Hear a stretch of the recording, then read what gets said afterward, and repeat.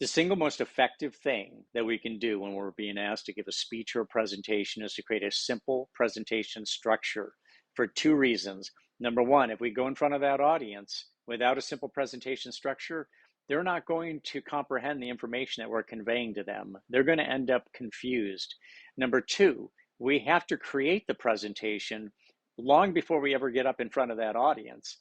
And if we don't have a simple presentation structure, we're going to end up burying ourselves in information, because this is how a typical presentation happens. A person says, this is the information I want to convey to the audience.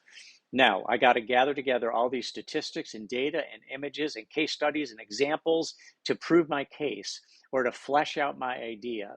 And in the course of doing that, we end up aggravating ourselves. Huge time consumption is involved in that. And then we turn around and we go to our audience and we bury them in all of that. And they're like saying, what the heck is this guy talking about? So let's take that step back to the beginning. We create a simple presentation structure. It makes the creation of the presentation much simpler and more lightweight.